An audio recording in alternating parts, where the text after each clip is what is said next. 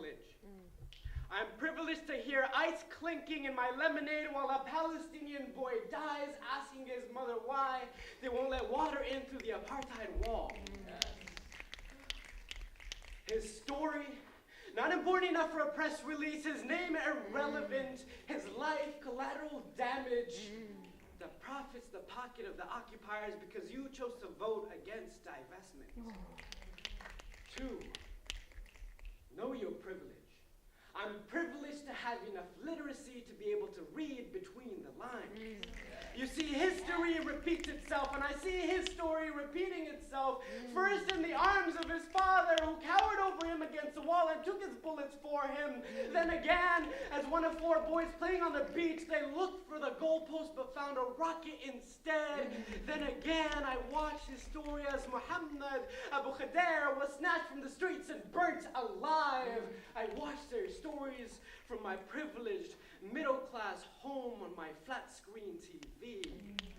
Why do I keep seeing further tyranny every time I turn on the news? Can't you feed me something that won't give me the blues?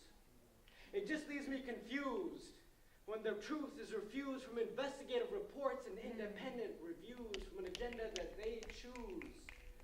Yet they still call it fair and balanced news. 3, know your privilege. You won't have to tell that to Tariq Abu Khader twice. Tariq, from Florida to Philistine, from GameStop shops to racist cops stopping you in your own homeland for a proper welcome because the official handshake from the Israeli defense officers from the bottom of his boots. Tariq, you got a taste of Palestine, but you got to escape to your safe suburban haven in Florida. But your cousin Mohammed did not. He got snatched from the streets and burnt alive. There's no justice, no peace, no justice, no peace, no justice, no peace. 4, know your privilege. Know that for you, the biggest obstacle to getting to school might be shoveling your car out of the snow. But there are 4 checkpoints for a Palestinian boy to get to his education. 4 checkpoints.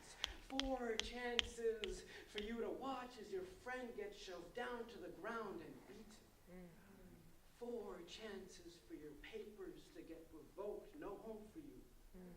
4 chances for the person in front of you to disappear and never see his family again. 4 chances.